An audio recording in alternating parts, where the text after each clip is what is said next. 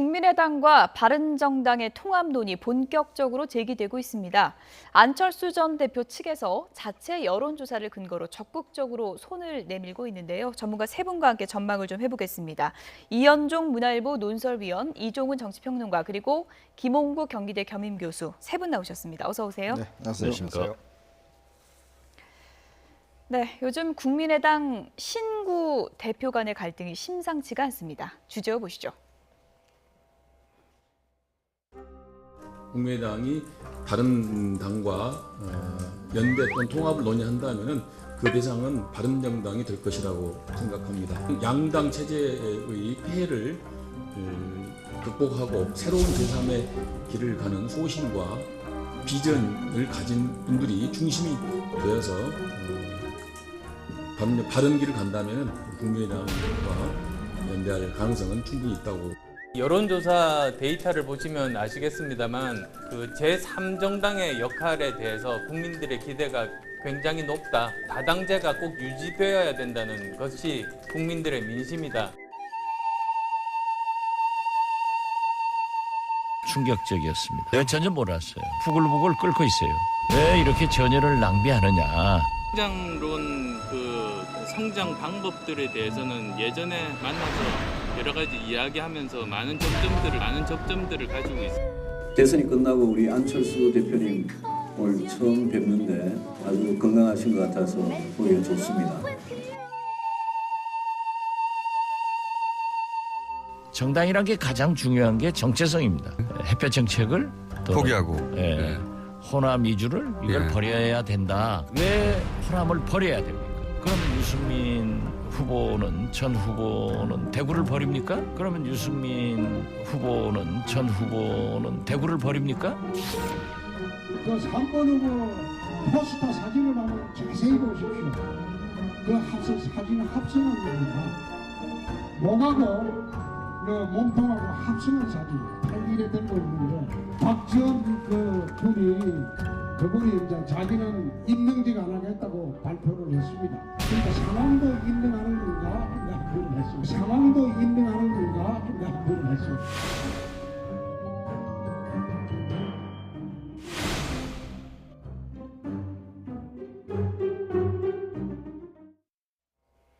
네. 요즘에 분위기가 좀 심상치 않은 것은 분명해 보이는데요. 이현종 의원님, 지금 와서 다시 한번 좀 짚어보죠. 대선 때 이른바 박지원 상황론이 있었는데 그렇죠. 요즘 분위기를 보면 안 맞는 것도 같습니다. 일단 지금 뭐 상황론, 평양 대사론 뭐 등등 해서 사실 유승민 당시 후보가 안철수 후보를 상당히 공격을 했었죠. 이제 그런 어떤 관계가 있었는데 지금 이제 와서 보면 사실 오늘 보도가 보면 유승민 전 대표가 이제 그 합당을 조건을 해서 사실 박지원 전 대표의 출당을 요구를 했다. 뭐 이런 보도가 있으면서 또 뒤에서는 부인하긴 했습니다. 근데 사실 기사라는 게 이게 아니 땐 굴뚝에 연기 나는 법이 별로 없거든요. 지금 사실은 이제 바른정당은 생존을 걱정해야 되는 국면이죠. 왜냐하면 지금 이번 국정감사 끝나면 일단 김무성 전 대표를 비롯한 통합파들은 아마 탈당할 가능성이 높아지고 그러면 원내 교섭단체가 일단 깨지지 않습니까? 또 이제 국민의당 입장에서도 사실은 지지율이 정체 상태고 안철수 대표도 뭔가 활로를 모색해야 되는 상황에서 뭔가 바른정당의 그 통합파와 자강파와 어떤 의기투합을 할 수 있는 그런 여건이 되어 있는 것이죠. 이런 상황에서 가장 어떤 면에서 걸림돌은 일단 호남 지역입니다. 일단 뭐 박지원 대표를 비롯한 햇볕 정책과 지금 뭐 유승민 대표가 항상 그랬지 않습니까? 안보에서는 보수, 경제에서는 진보, 뭐 이런 것도 했는데 양당의 공통 분모가 사실 그런 데 있습니다. 그런데 그런 분모 속에서 가장 걸림돌이 일단 박지원 대표를 비롯한 이제 햇볕 정책 이거 한다면 사실상 어떤 면에서 안철수 대표가 과연 이걸 딛고 합당을 할 수 있을 것인지, 그 정도 결단을 할 수 있을 것인지 그게 아마 상당히 주목되는 대목입니다. 박지원 전 대표가 이런 얘기를 했습니다. 도저히 정체성도 안 맞는데 무슨 합당이냐 이렇게 이제 주장을 했는데요. 합당에 필요한 조건 중에 이제 정체성도 중요한 부분인데 이 부분은 어떻게 맞출 수 있다고 보십니까? 정체성을 맞추는 것은 박지원 전 대표를 포함한 사실 호남의 햇볕 정책을 지지하는 그런 의원들의 그룹들을 만일에 제외한다면 정체성을 맞춰갈 수 있는 가능성은 있는 것 같습니다. 그리고 서로 양당의 현실적인 요구들, 바른정당의 경우는 오늘 이제 박근혜 전 대통령을 사실상 탈당 권고하면서 제명하는 수준의 자유한국당이 들어갔지 않습니까? 그렇게 될 경우는 바른정당에 대해서 통합할 수 있는 명분을 갖게 되고요. 바른정당이 지금 위기 상황에 놓여 있거든요. 그런 측면에서는 충분히 가능한 부분이고 그래서 일정한 부분을 양보할 수 있다. 이 국민의당도 마찬가지입니다. 안철수 대표가 대표가 됐지만 원내 교섭단체 중에서 지금 지지율이 맨 아래 바닥을 헤매고 있거든요. 예. 뭔가 돌파구를 찾지 않는 한 활로를 찾기는 힘들다. 그런 측면에서 만일의 경우 박지원 전 대표를 포함한 이런 햇볕 정책과 또 과거에 호남 지역의 정세에 바탕한 정치라는 그런 의원들이 일정하게 배제가 된다면 예. 그런 정체성을 맞출 수 있는 가능성은 있는데요. 그러나 현실적으로 이것이 통합을 하는 여론조사에서는 그렇게 나왔지만 실제적으로 과연 그런 지지율 20%에 가까운 지지율을 두 당이 합당으로 한다고 해서 더구나 일부가 분열이 되는 상황에서 합당을 했을 때 과연 그것을 만들어낼 수 있을 것이냐 그 부분은 또 지켜봐야 될 부분인 것 같습니다. 이종훈 평론가님. 네. 이렇게 따져봤을 때 안철수 대표 입장에서요. 유승민 의원하고 박지원 전 대표하고 누구랑 더 비슷한 점이 많을까요? 글쎄요. 그러니까 이념적인 지향성이라고 하는 측면에서 보자면 예. 이른바 정체성이라고 하는 측면에서 보자면 유승민 의원하고 좀 더 가깝다라고 봐야 되겠죠. 유승민 의원하고요. 네. 예. 그러나 예. 이게 좀 모르겠습니다. 요즘에 확실히 가을이 되긴 한 것 같아요. 예. 그러니까 결혼 시즌이 되니까 여의도 아주 혼담이 그냥 적극적으로 오가는데 그런데 사랑도 타이밍이라 그러잖아요. 이 유승민 의원하고 이 안철수 대표는 좀 타이밍이 묘하게 계속 엇나가는 것 같아요. 근데 이번 같은 경우도 마찬가지다. 그러니까 이게 충분히 무르익은 가운데서 이 얘기가 이제 혼담도 진행이 돼야 되는데 갑자기 자유한국당하고 통합파가 막 그 통합 얘기를 하니까 어떻게 보면 그거에 맞불 붙이다가 이게 그냥 산불이 된 그런 경우란 말이에요. 그러니까 이게 준비되지 않은 상태에서 지금 통합 얘기가 진행이 되다 보니 국민이 보기에도 낯설고 각자 이 당사자들 스스로도 좀 낯선 거죠. 그래서 제가 보기엔 이번에도 좀 타이밍이 안 맞아서 예. 잘 성사가 안 될 가능성이 좀 높지 않나 이렇게 예. 생각합니다. 어쨌든 산불이 된 건 맞지 않습니까? 예, 산불이 산불이 되다 되어버렸죠. 보니까 이런저런 소문도 돌게 마련인데 유승민 의원이 대놓고 박지원 전 대표 나가라고 했다. 이런 또 언론의 보도가 나와서 좀 파장이 있었습니다. 이에 대해서 유승민 의원이 직접 입장을 밝혔는데요. 안철수 대표의 통합 전제 조건으로 내가 박지원 의원 출당 요구했다는 보도가 있었는데 사실 아니다. 나와 안철수 대표가 곧 만날 거라는 보도도 사실이 아니다라고 밝혔습니다. 박지원 전 대표는 이 보도에 대해서 유승민 의원의 공식 입장이 나오기 전에 그 자신의 입장을 SNS를 통해서 이제 밝혔는데요. 이게 만약에 사실이라면 참 주제 넘은 망언이다 이렇게 비판을 했고요. 그리고 이제 햇볕 정책은 많은 국민이 적자인데 유승민 의원은 이로써 합당의 의지가 없음을 드러냈다. 안철수 대표께서 슬기롭게 대처하시길 바란다. 슬기롭게. 안철수 대표께서 슬기롭게 대처하라는 거는 통합하면 안 된다. 이렇게 해석할 수 그렇죠. 있겠죠. 뭐 예. 일단 지금 사실은 이제 어떤 면에서 보면 박지원 의원의 혼자만을 겨냥하는 이야기는 아닌 것 같습니다. 이게 왜냐하면 결국 박지원 의원의 햇볕 정책을 이야기한다면 사실은 이제 국민의당의 한 중요한 부분을 차지하고 있는 동교동계 예. 또 호남 이걸 이제 겨냥하고 있는 것이거든요. 지금 예를 들어서 그러면 정동영 의원이나 천정배 의원이나 또 이제 오늘 했지만 권노갑 고문이라든지 이런 분들을 전반적으로 지금 어떤 면에서 좀 겨냥하고 있는 측면이 있는 것 예. 같습니다. 그래서 사실은 박지원 대표만 나가면 되는 것이 아니라 만약 박지원 전 대표가 나간다고 한다면 나머지 부분들도 사실 어떤 면에서 보면 떨어져 나갈 가능성이 있죠. 그러면 예를 들어서 국민의당에서 과연 호남이 없는 국민의당 을 생각할 수 있을 것인가 이제 그런 문제가 하나 있을 것이고 그러면 지금 안철수 대표는 어떻게 보면 선택을 해야 되는 국면에 있었겠죠. 모든 걸 다 가질 수는 없는 상황 아니겠습니까? 그렇다면 자 그럼 미래를 위해서 내가 정말 지방선거 승리와 대선 승리를 위해서 미래를 위해서 간다면 극중주의를 택할 것인데 예. 극중주의를 하려면 결국은 호남과 그다음에 박지원 전 대표의 손을 놔야 되는 거 아니냐. 예. 그럼 정책 선택을 그럼 유승민 대표한테 해야 되는 그런 상황이 될 수밖에 없지 않겠습니까? 그래서 아마 이거는 아마 안철수 대표의 결심이 어느 만큼 있느냐는 저는 그 관건인 것 같아요. 그런데요, 이게 유승민 의원이 좀 예. 조금 전에 난 그런 얘기 한 적 없다, 뭐 이렇게 요구한 적이 없다라고 얘기하는데 이게 어버치나 매치나라는 거예요. 그게 무슨 그러니까 얘기인가요? 예. 햇볕 정책, 그 다음에 호남 지역주의를 포기해라라고 하는 얘기는 보십시오, 햇볕 정책의 상징적인 인물, 호남 지역주의의 상징적인 인물이 누군가요? 교집합에 딱 해당하는 인물이 박지원 의원이라는 얘기예요. 그러니까 지금 사실은 바른정당이 지금 자유한국당에 대해서도 명분 달라라고 얘기하면서 친박계 정리를 요구를 하고 있는 거와 마찬가지로 지금 이제 이쪽 국민의당하고 통합의 명분을 그걸 얘기를 삼고 예. 있단 말입니다. 근데 이쪽에서도 결국 자유한국당에서도 그렇기 때문에 박근혜 전 대통령 일단 출당부터 시키는 거와 마찬가지로 이쪽도 모든 그 호남 지역 의원들을 다 그만두게 할 수는 없는 거 아니에요. 예. 상징적으로 결국은 이제 박지원 의원을 정리하라는 얘기나 다름이 없는 거죠. 자, 그렇기 때문에 박지원 의원이라든가 또 예. 호남 중진들로서 이거 받아들이기가 쉽지 않은 예. 그런 측면이 있는 요 거죠. 질문을 이현종 의원님께 간략하게 좀 드려봐야 될 것 같은데 이게 그러니까 보도가 오늘 단독 보도가 크게 나왔는데 네. 유승민 의원이 전면 부인하지 않았습니까? 네. 이런 경우에는 왜 이렇게 서로 간에 오해가 생기는 겁니까? 그러니까 이제 결국 이 예. 오해라는 것보다는 사실 이제 이렇게 이제 어떤 면에서 보면 이게 지금 이제 이야기가 오고 가고 있는 상황 예. 아니겠습니까? 자, 그러면 이 상황을 인정하면 안 되죠. 인정하면 이미 그거는 뭐 상당히 어떤 상황 자체가 이미 예. 뭐 구성이 된 거니까. 애도본론을 띄우는 것이죠. 예. 그러니까 우리의 요구는 이렇다라고 이제 띄워놓고 수습하고 띄워놓고 수습하고 예. 이제 그러다 보면 이게 기정사실화 됩니다. 그러니까 항상 이제 어떤 면에서 보면 모든 어떤 당의 합당이나 이 사태를 보면 뭔가 한 곳에서 튀어나오면 부인하고 그 다음에 또 이제 또 한 번 나오면 예. 또 부인하고 이러다가 알고 보면 뭐 만났고 뭐 이렇더라고요. 그렇죠. 알고 보면 나중에. 뒤늦게 예. 만나고 다 이야기를 하고 뭐 그런 상황인데 아마 제가 볼 때도 실제 아마 이런 어떤 양당 간의 합당과 뭔가 이야기 나왔다면 뭔가 조건이 나오겠죠. 예를 들어서 예. 그러면 유승민 의원 입장에서는 대구가 지역구인데 대구 지역구에서 예를 들어서 합당한다고 한다면 그러면 지금 국민의당하고 다 합당한다면 대구 지역구 국민들이 어떻게 이야기할 것이냐. 바로 예. 그 포인트가 바로 그거거든요. 자, 그럼 상황을 쳐라. 그러면 예를 들어서 햇볕 정책은 이건 포기를 해라. 그러면 대구 지역에서 설득할 수 있을 것이다라는 그런 측면들을 뭐 예. 은연중에 이야기했지 않겠습니까? 당내에서도 이런저런 분석이 나오고 있는데 상당히 좀 안철수 대표 측과 박지원 전 대표는 다른 분석을 내놓고 있습니다. 먼저 안철수 대표 측이죠. 송기석 의원의 분석 들어보시죠. 호남에서도 바른정당과의 뭐 연대나 통합 이런 것을 통해서 국민의당에서 강해져서 제대로 견제해라.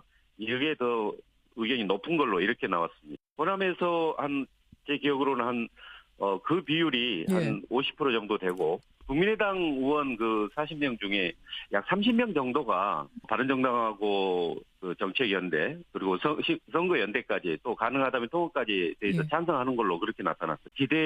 생각했던 것보다 훨씬 찬성이 높았다고 이렇게 봐야 될 것 같습니다. 만약에 이제 통합까지 간다면 늦어도 올해 12월까지는 이루어져야 되는 거 아닌지 그래야 통합의 시너지가 제대로 발휘될 수 있을 것이라고 봅니다. 네, 김옥 교수님. 그러니까 40명 중에 30명, 엄청 많은 숫자인데요. 이 숫자가 통합을 원한다고 분석을 하고 있는 거잖아요. 그렇죠. 희망 섞인 분석이죠. 왜냐하면 송 의원이 바로 안철수 대표의 비서실장 아니겠습니까? 예. 그 얘기를 들어본다면 정책연대에서 선거연대, 통합까지 이것을 다 포함해서 전체를 통합인 것처럼 전체에 다 찬성하는 것처럼 얘기하는데요. 정책연대와 선거연대, 통합은 완전히 다른 거죠. 통합은 완전히 화학적 물리적 결합, 최소한도 물리적인 결합이 되는 거고요. 예. 정책연대는 정책에 대해서 같이 공유하는 수준. 그런데 여기까지 다 포함해서 30명이다라고 얘기를 하고 있는 거거든요. 그런 측면에서 이 숫자는 안철수 대표 측의 희망이 섞인 그런 숫자다. 실제로 돌아본다면 사실상 호남 지역에서의 여론들, 지금 국민의당의 여론이 어떻습니까? 굉장히 바른정당, 어떤 예. 때는 뭐 자유한국당보다도 낮은 어떤 지지율도 나오는 그런 상황 아니겠습니까? 호남 지역에서 국민의당에 대한 이런 여론들이 굉장히 악화가 되어 있는 상황이고, 그러나 또 다수는 호남 지역 의원들로 구성이 돼 있지 않습니까? 그렇다면 여기서 이런 숫자가 실제로 나오기는 어렵다고 보고요. 결국 안철수 대표가 가지고 있는 절박감, 이대로 간다면 예. 당의 존재감도 약해지고 지난번처럼 캐스팅 보트 역할도 하면서 존재감을 더욱더 키워가야 되는데 이런 어려운 상황 속에서 고육주책을 지금 만들어내고 예. 있는 건데요. 그럼에도 불구하고 이 바른대로 실행이 될 것인가 쉽지는 않다고 봅니다. 예, 이런 상황에서 박지원 전 대표는 언론에서 보수 통합을 부추기는 발언을 했습니다. 들어보시죠. 지금 바른정당 몽땅 20명인데 자유한국당으로 저는 거의 대부분 거의 대부분 갈 거예요. 한 12에서 15 보고 있어요. 결국 예. 뭐 1차가 좀 부족하더라도 예, 그렇죠. 예. 2차를 통해서는 예. 글로 흡수되고 남은 사람은 그렇게 많지 않을 그렇죠. 것이다. 그리고 명분이 제일 중요한 것은 바른정당을 이끄는 분 중에 한 분이 네. 저한테 오래전에 그러더라니까요. 김무성 대표요? 저는 김무성 대표라고 안 했어요. 아무튼 저를 형님이라고 불러요. 형님, 내년 지방선거를 앞두고 기초단체장, 광역 기초위원들이 도저히 자유한국당으로 가지 않으면 안 된다고 우리는 합니다. 안 됩니다. 예. 가자 하는 압력에 예. 참 어려움을 당하고 있다. 누가 봐도 김무성 전 대표인지는 다 알겠는데 굳이 또 실명은 밝히지 않는 그런 박지원 전 대표인데요. 그러니까 박지원 전 대표의 분석은 어차피 다 한국당 갈 거고 국민의당 올 사람 별로 없다 이런 얘기거든요. 어떻게 보십니까? 그런데 저게 사실은 지금 현재까지 알려져 있는 여의도 정가에 일반적으로 알려져 있는 내용입니다. 예. 그러니까 저도 사실은 그렇게 좀 보고 있습니다. 그런 정도는 움직일 가능성이 높다. 그러니까 바른정당의 지금 이제 이른바 자강파들이 갑자기 요즘에 이분들도 다 통합파로 변신을 했어요. 다만 이제 방향만 다른 거죠. 국민의당 쪽으로 이제 통합하는 쪽으로 자꾸 이제 움직이고 있는데 1차적인 목표는 이분들이 진짜 통합의 의지가 있다라기보다는 그러니까 지금 통합파들, 그러니까 탈당을 해서 자유한국당으로 가려고 하는 사람들을 지금 어떻게든 좀 막아보고 싶은 그 심정이 일단 많이 작용하고 있는 거다. 그런데 이게 과연 이제 잡아지느냐는 거죠. 예. 제가 보기에는 오히려 지금 이게 자칫 잘못하면 오히려 더 분열을 조장할 가능성이 높습니다. 그러니까 갈 사람들이 더 빨리 움직일 가능성이 높고요. 그리고 지금 국민의당도 마찬가지인 것이 안철수 대표가 이 통합 카드를 잘못 쓰게 되면 오히려 호남계 의원들하고 지금 더불어민주당하고의 그 화학적인 결합 그거를 더 좀 유발할 가능성이 좀 상당히 높습니다. 그래서 그런 측면을 굉장히 섬세하게 진행하지 않으면 안 될 거다 이렇게 생각합니다. 지금 뭐 여기저기서 나오는 전망이 다 다르니까요. 통합파 많다, 자강파가 많다 이런저런 전망이 나오고 있는데 정계 개편이 꿈틀대면서 상당히 지금 예측 불가능의 상황으로 가는 게 바른정당하고 국민의당 상황을 보면 최대 주주 간에 지금 다 결별 수순을 밟고 있거든요. 그렇죠. 이게 어떻게 이합집산이 될까요? 결국 이제 우리가 이게 보면 예전에 이제 우리가 다당제였지 않습니까? 그리고 또 이제 사실 자유한국당은 박근혜 전 대통령 탄핵을 놓고 사실 분열되어 왔었죠. 예. 이제 그게 어떤 면에서 보면 시간이 지나면서 이제 서서히 다시 이제 어떤 구심력을 작용하는 것 같아요. 그래서 결국 이제 보수는 보수끼리, 진보는 진보끼리 어떤 양쪽에서 뭉쳐지는 그런 흐름과 예. 그리고 이제 내부에서 보면 이제 결국은 어떤 면에서 이제 중도를 차지했던 안철수 대표가 뭔가 이제 움직이려고 하는, 즉 자신의 어떤 그 영역을 확보하려고 하는 이제 예. 그런 움직임들이 같이 결합되면서 나타나는 것인데 어떤 면에서 보면 지금 아까도 이제 박지원 의원도 이야기를 했지만 사실은 이제 보수는 보수 색깔끼리 같이 뭉치는 것들이, 즉 예전에 사실은 이게 박근혜 전 대통령의 탄핵이라는 상황 자체, 또 출당이라는 걸 통해서 해소가 됐다면 예. 사실 그쪽의 응집력이 좀 셀 수가 있죠. 그래서 제가 볼 때는 아마 이제 국감이 끝나면 바른정당 의원들 중에 상당 부분 아마 이제 움직일 가능성이 좀 높다고 봅니다. 예. 특히 연말 정도 해서. 문제 이제 정책 명분의 문제인데 그건 이제 자유한국당 내에서 과연 그럼 친박이 어느 정도 이제 반발할 것이냐 이거에 따라 좀 달라질 것인데, 그리고 이쪽 국민의당 같은 경우는 사실은 지금 보면 뭔가 좀 앞이 안 보이는 상황 아니겠습니까? 근데 뭔가는 좀 바뀌어야 된다, 변해야 된다. 이것에 대한 욕구들이 좀 있기 때문에 그런 것들이 사실 유승민 전 대표의 어떤 생존 욕구와 같이 예. 결합되면서 어떤 면에서 보면 좀 3당 체제로 재편되어 나가는 아마 예. 그런 과정을 거칠 것이고. 그러니까 바른정당에 흩어지는 거군요. 그렇죠. 결국 바른정당이 양쪽으로 이제 흩어지고 3당 체제로 가고, 이 3당 체제가 결국 나중에 또 어떤 면에서 보면 또 양당 체제로 가는 어떤 중간다리 역할을 하는 그런 식의 어떤 정계 개편 가능성도 좀 시나리오로 예. 하는 생각해 볼 수가 있을 것 같습니다. 이런 상황에서 보수 통합도 속도를 내려는 움직임을 보이고 있습니다. 오늘 한국당 윤리위에서 박근혜 전 대통령에 대해서 탈당 권유를 했습니다. 이게 뭐 말이 탈당 권유지 사실상 출당 조치 나가라 이거잖아요. 그렇죠. 예. 이것을 받아들이지 않는다면 열흘 후에는 자동적으로 제명이 되기 때문에 예. 사실상 이제 이 제명이나 마찬가지인 아주 강력한 극약을 처방한 셈이고요. 이것은 자유한국당으로서는 불가피한 상황에 지금 몰려 있습니다. 예. 왜냐하면 박근혜 정부 당시에 그런 국정농단 사태, 그로 인해서 보수층이 사실상 괴멸되고 분열되어 있는 상황을 극복을 해야 되는데, 소위 말해서 박근혜 덫이라고 하는 박근혜 전 대통령의 기대는 그런 심리들, 또 그것은 지금은 잘못된 과거의 국정이라는 국민들의 인식이 있지 않습니까? 예. 여기서 벗어나지 않는 한 보수 진영이 새로운 길을 모색하기는 어려운 상황이다. 결국은 그 고육지책으로 박근혜 전 대통령과 소위 말하는 친박 중진들의 결별을 통해서 새로운 보수의 길을 모색한다는 자유한국당의 정말 어쩔 수 없는, 특히 내년에 지방선거에서 만일의 경우 큰 패배를 당하고 완패를 당한다면, 더군다나 이 그동안에 있었던 TK 지역과 이 경남 경북 지역에서 일부 또 잃어버린 상황까지 온다면 앞으로 회복이 정말 어렵거든요. 그런 예. 측면에서 오늘의 상황은 어쩔 수 없는 자유한국당의 선택이다. 대신에 친박계도 그래서 사실은 일부 몇 분 빼고는 목소리를 내지 않고 있지 않습니까? 예. 어쩔 수 없이 갈 수밖에 없는 길을 선택을 했고, 그러나 앞으로 이제 최고위라든가 또는 의원들의 제명 같은 경우는 역시 또 의원총회를 거쳐야 되는데, 정우택 원내대표가 이 제명하는 의총 열지 않겠다라고 하지 않습니까? 그렇기 때문에 아직도 갈 길은 남아있지만 예. 이미 큰 방향의 물길은 자유한국당은 정해졌다고 봐야죠. 네, 어쨌든 당내 갈등이 과제로 남아 있는데 홍준표 대표와 최경환 의원이 오늘 SNS에 입장을 올렸습니다. 함께 보시죠. 먼저 홍준표 대표 이렇게 했습니다. 박근혜 환상에서 이젠 벗어나자. 박정희 전 대통령 보고 자란 딸이라서 반만큼은 하지 않겠나 했는데 보수우파 기대와 환상도 버려야 할 때다. 좌파의 칼춤에 뭉치지 않으면 괴멸한다라고 하면서 보수 통합을 강조했고요. 네, 최경환 의원, 홍준표 대표 용서하지 않겠다. 오늘 SNS에 글 올렸습니다. 법정에서 변호사도 없이 외로이 투쟁하고 있는 박 전 대통령에 대한 강제 출당 요구는 유죄를 인정하라는 정치적 패륜이자 배신이다. 이렇게 밝혔습니다. 그리고 출당 징계 결정이 이제 코미디다. 부당한 징계 결정에 절대 승복할 수 없고 당을 나는 떠날 수도 없다. 이렇게 얘기를 했습니다. 정치적 신의를 짓밟고 권력욕에 사로잡혀 당을 사당화하는 홍준표 대표 즉각 사퇴하라. 끝까지 싸우겠다. 이렇게 밝혔습니다.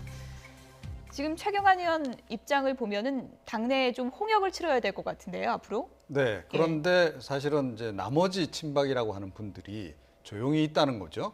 그러니까 제가 보기에는 요즘에 홍준표 대표하고 뭐 이제 그나마 이제 조용히 있던 이제 친박계 중에서 최경환 이제 의원 정도가 지금 나서서 좀 전면전을 벌이는 그런 양상을 보이고 있고, 나머지 의원들은 사실은 중간에 가만히 앉아서 눈치만 보고 있는 것 같아요. 그러니까 힘이 지금 어느 쪽으로 지금 이 무게 중심이 갈지 모르는 거죠. 좀 이제 지켜보는 겁니다. 좀 이런 것이 과연 지금 이제 이 자유한국당의 미래 개척과 관련해서 얼마나 긍정적인 현상이냐. 제가 보기엔 별로 긍정적인 현상은 아니다. 근데 스스로 지금 뭔가 혁신을 해서 변화를 해서 새로운 길을 개척하려고 하는 그 의지 자체가 의원들 사이에서 그렇게 많이 좀 이렇게 좀 확산이 안 돼 있는 것 같고요. 그러니까 지금은 어찌됐건 권력 재편에만 지금 특히 관심이 있는 것 같습니다. 그래서 결국은 바른정당에서 이제 일부 의원들이 이제 들어오면서 그 의원들과 뭐 초기에 바른정당으로 갔다가 되돌아온 분들이 있잖아요. 그 세력들을 중심으로 해서 또 한 축이 되고, 그리고 이제 친박계가 한 축이 돼서 내부에서 아마 이제 본격적인 권력 투쟁이 좀 시작이 되면서 그때부터 본격적으로 교통 정리가 시작이 되지 않을까 이렇게 생각합니다. 어쨌든 뭐 박근혜 전 대통령이 당적을 정리하는 게 모양새가 좋지 않겠냐라는 의견도 많았지만 박 전 대통령 입장에서도 생각을 해보면 본인이 만든 당 아니겠습니까? 지금 끝까지 입장을 이렇게 밝히지 않고 결국은 이제 쫓겨나는 모양새가 되기까지 가만히 있는 거는 어떤 메시지를 주려는 걸까요? 그러니까 결국 이제 내가 만든 당에서 내가 쫓겨날 수는 없다. 결국 이제 나를 쫓아내라. 뭐 그런 식이죠. 내가 내 발로 걸어나가지 않겠다는 뜻인데, 사실은 역대 대통령들 같은 경우에는 사실 대부분 다 보면 스스로 이제 마지막에 결국 탈당하는 수순을 밟았습니다. 이명박 전 대통령 같은 경우는 마지막에 뭐 어떤 재임 중에 탈당하지 않은 유일한 대통령이죠. 나머지 대통령들은 아들 문제, 뭐 비리 등등 해서 다 이제 당을 떠난 것이었거든요. 근데 박 전 대통령은 지금 재판 거부와 함께 이제 또 이제 당을 나가지 않겠다는 거 아니겠습니까? 저희가 좀 정리를 해봤는데 쭉 정리를 해보니까 이명박, 노무현, 김대중, 김영삼, 노태우 전 대통령이 모두가 다 자진 탈당 형식을 거쳤죠. 그리고 이제 이명박 전 대통령은 퇴임하고 난 다음에 나갔고, 이제 그게 어떤 차이점이고. 자, 그런 면에서 보면 지금 이제 그 어떤 자유한국당이 다시 서려면 사실은 어떤 면에서 탄핵과 구속까지 경험한 거 아니겠습니까? 그렇다면 더 이상 사실 박근혜 전 대통령이 당에 있다는 것 자체는 자유한국당의 발전으로서는 좋지 않는 문제죠. 또 하나의 문제는 지금 어떤 당내에서 사실 박 전 대통령 나가면 모든 것이 또 해결될 것 같은 그런 또 분위기도 있단 말입니다. 저는 이것도 경계해야 된다고 봅니다. 사실은 지금 어떤 면에서 보면 저 중요한 것은 정말 보수가 어떻게 제대로 자리를 쓸 것인가, 이 문제가 더 중요한 것이거든요. 그렇기 때문에 사실은 지금 일부 친박이나 의원들이 전부 다 침묵하고 있는 것도 저는 바람직한 현상은 아니라고 봅니다. 결국 보수 정당으로서 어떻게 바로 서야 될 것이냐, 이 문제도 사실 당내에서 좀 정말 활발한 토론이 일어나야지만이 아마 제대로 서지 않겠는가 싶습니다. 박근혜 전 대통령 문제가 이번 국감에서도 상임위 곳곳에서 상당히 좀 공방이 벌어지고 있는데요. 오늘 법사위 국감에서는 이런 얘기들이 나왔습니다. 들어보시죠. 재판치사라는 말까지 나오더라고요. 재판치사. 사람이 정말 이렇게 하다가 이 극도의 스트레스 상황에서 돌아가실 지경이라고요. 3평짜리에 수용돼 있다고 그러면 이거 황제 수용이라고 그렇게 꼭 해야 되겠습니까? 저도 이번에 알아봤더니 한명숙 전 총리도 더 넓은 데 있었더라고요. 그러면 박근혜 전 대통령은 황제 수용이고 한명숙 전 총리는 3평보다 조금 적으니까 그거는 황후 수용입니까? 맞습니다. 구속이라고 하는 것은 아시다시피 사람 단위로 성립한다기보다는 사건 단위로 성립한다는 것이 이미 확립된 판례고 법리입니다. 그리고 추가 구속 사유의 내용을 봤을 때도 충분히 구속의 필요성이 인정된다는 것이죠. 박근혜 대통령, 도대체 이분을 지금도 옹호하는 사람들이 있다고 하는 게 나는 우리나라 정의가 죽었다 이렇게 생각합니다.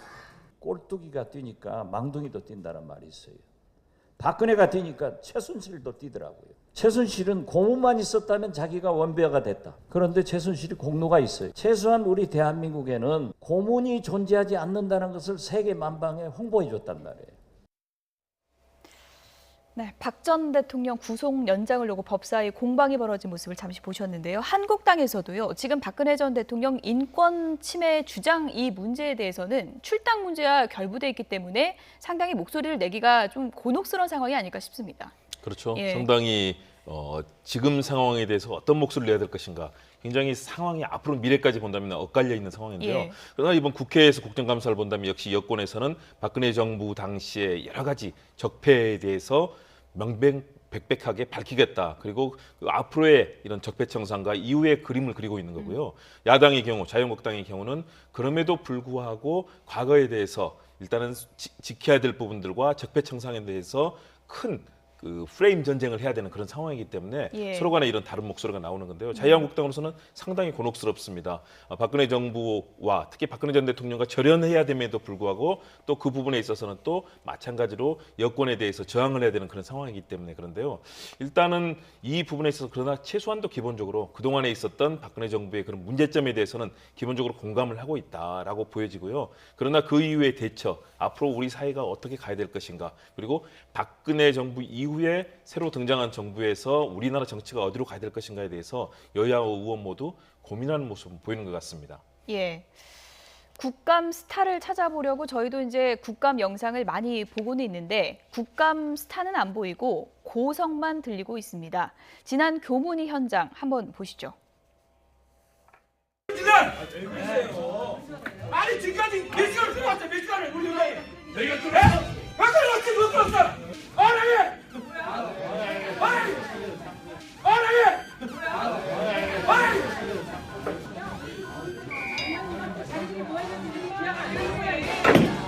이 국정교과서 당시의 찬반 여론조사는 굉장히 뜨거운 문제였었습니다. 그래서 저도 이제 자료를 요청을 하는데 공감을 하고요. 저도 자료 하나 보내주시고요. 지금 자료가 안 오는 것 같아요. 그거 아마 다 복사하시기 어려울 겁니다. 저희가 가서 열람할 수 있게 해주십시오. 위원님들께서 합의하시고 아니 위원님들의 합의 사항이 아니라요. 교육부든 우리가 요구하는 자료 요구에 대해서 제출할 의무가 있는 것이고요. 사당 간사 간에 논의를 했으나 같은 의견으로 합의하지 못했습니다. 자, 유은혜 간사께 제가 얘기하겠는데요. 이거는 간사 합의 사항이 아닙니다. 자료 요구에 대해서 아니 그래서 제가 이렇게 말씀드렸어요. 아니 이거는 잠시만요. 간사 합의 사항이 아닙니다. 그거 알고 있습니다. 어랑이! 어랑이!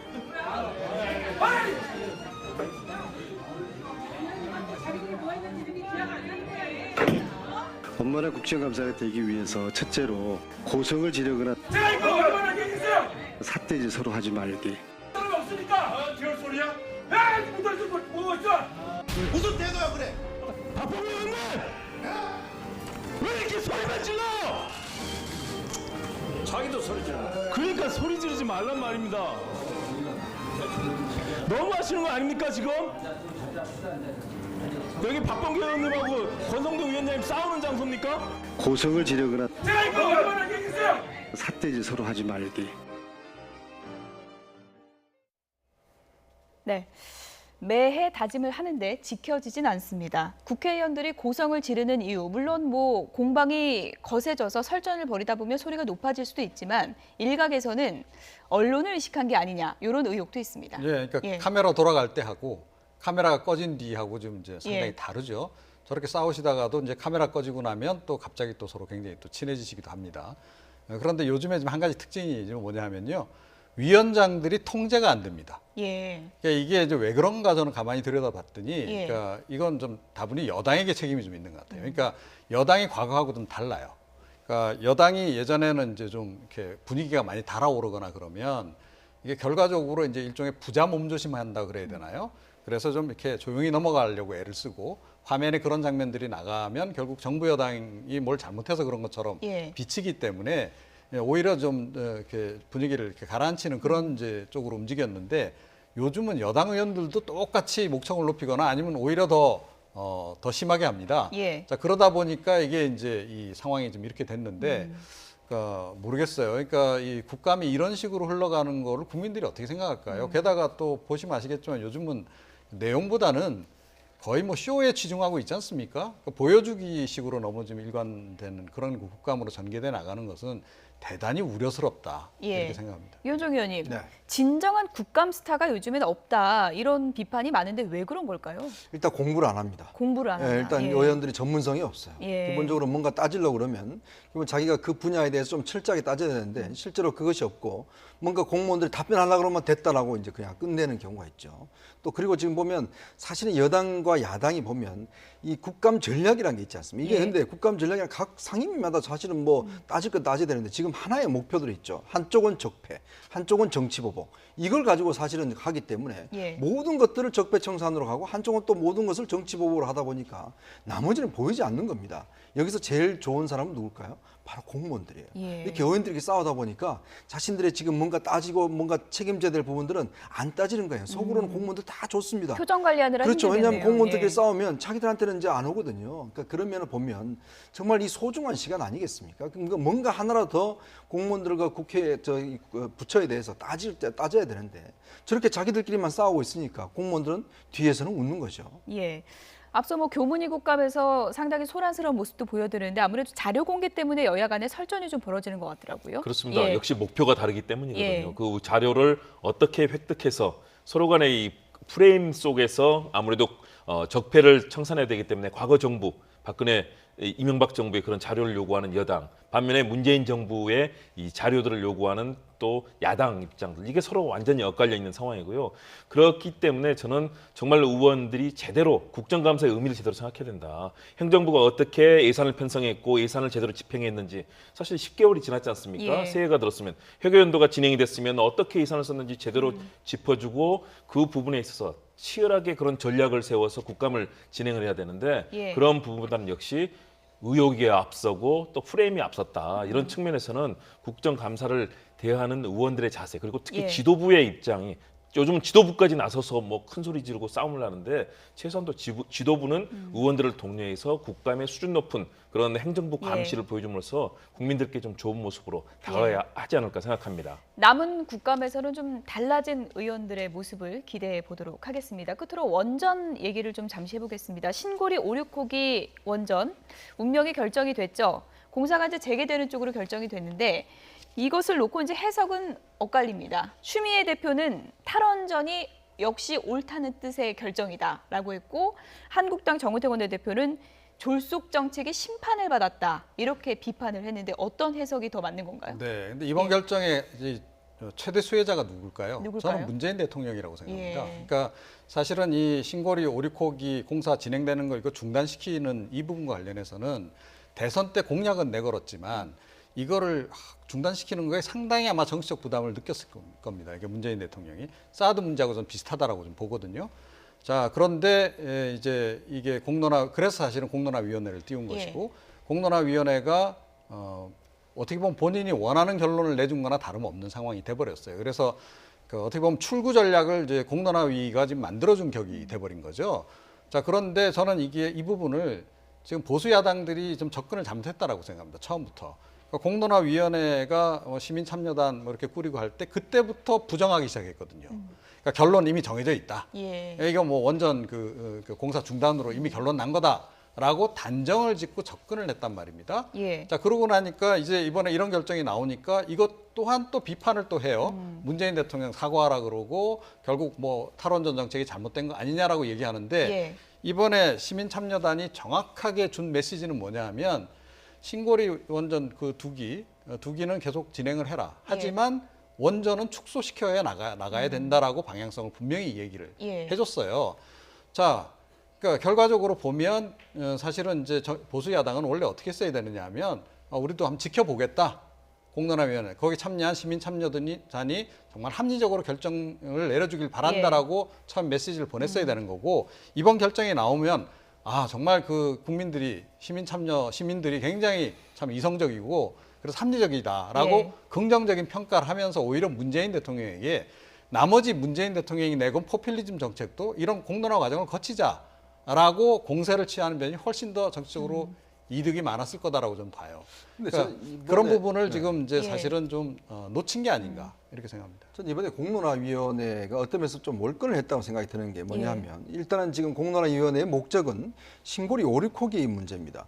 근데 원전 전체 정책에 대해서 이번에 공론화위에서 논의될 수 있는 상황이 아닙니다. 논의하지 않기로 했고 그럼에도 불구하고 지금 어떤 면에서 보면 공론화위원회가 원전 정책 전체까지도 사실은 결정해버리는 이런 이제 문제를 빚었고 또 하나는 문제는 사실은 이거는 뭐 문재인 대통령의 공약 자체가 잘못된 겁니다. 어떤 면에서 신고리 오리코기 같은 경우는 이미 12%나 공정이 진행이 됐고 1조 6천억이 넘게 지금 투입된 거 아니겠습니까? 어떻게 그런 것들을 중단시키게 하는 그 공약 자체를 다시 이제 어떤 면 뒤집으려 하니까 결국 이제 공론화위원회가 만들어서 했는데 문제는 공론화위원회는 뭐 좋습니다. 이런 것들이 뭐 서구에도 하고 하는데 문제는 과연 여기가 책임성을 가지냐 문제는 것이거든요. 문제는 이 471명의 어떤 그 공론화위원들이 어떤 국가 중요 정책의 결정권을 가져버린 것이거든요. 그러면 결정권이 있다는 것은 책임이 따른다는 것입니다.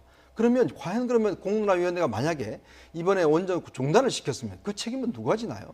그러니까 그런 면에서 비춰봤을 때 결국 시민들한테 그 어떤 책임을 떠넘긴 거 아니겠습니까?